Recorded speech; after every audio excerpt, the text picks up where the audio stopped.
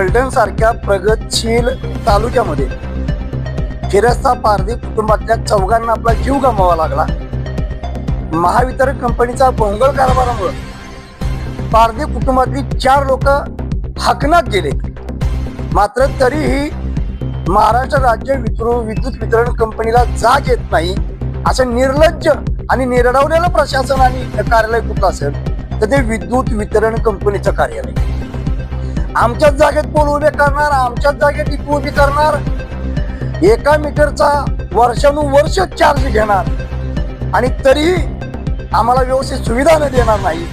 त्याचा परिणाम फिरस्ता पारधी कुटुंबाच्या 4 लोकांचा बळी गेला। प्रथमतः आम्ही या जिल्हा नालायक प्रशासनाचा माननीय डॉक्टर राजेंद्र गवई साहेबांच्या राष्ट्रीय नेतृत्वाखाली पश्चिम महाराष्ट्र महासचिव चंद्रकांत कांबळे यांच्या मार्गदर्शनाखाली तीव्र स्वरूपात निषेध नोंदवतो। कारण असाच प्रकार आपत्ती व्यवस्थापन सातारा जिल्ह्याचं प्राधिकरण आहे ती घडण्याची वाट बघते की काय म्हणून आज आम्ही निवेदन निवासी जिल्हाधिकारी नागेश पाटील साहेबांना दिलेलं आहे। राष्ट्रीय महामार्गालगत शेंद्रे गावाजवळ भरतगावच्या हद्दीमध्ये राजेश मोटर नावाच्या कंपनीनं दिवसाढवळ्या नैसर्गिक कोड्यावरती स्लॅब टाकून बेकायदेशीर ट्रान्सफॉर्मर बसवलाय। त्याचा पाठपुरावा करण्यासाठी रिपब्लिकन पार्टी ऑफ इंडियाचे युवक जिल्हाध्यक्ष विशालभाऊ कांबळे गेली 3 वर्षे पाठपुरावा करत आहेत। मंडलाधिकाऱ्यांनी स्थळपाहणी केली, अहवाल दिला तो बेकायदेशीर ट्रान्सफॉर्मर आहे, नैसर्गिक कोड्यावर आहे। नगर रचनाकाराने अहवाल दिला तो बेकायदेशीर ट्रान्सफॉर्मर आहे, नैसर्गिक कोड्यावर आहे।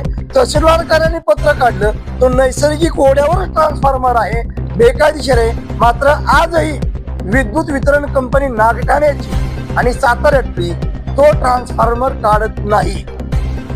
जो फलटण तालुक्यामध्ये घडलं असाच भयानक प्रकार राष्ट्रीय महामार्गावरती घडून तिथं 4 लोकांचा जीव गेला, इथं 400 लोकांचा का 40 लोकांचा जळून कोळसा झाला पाहिजे याची वाट MSEB बघती।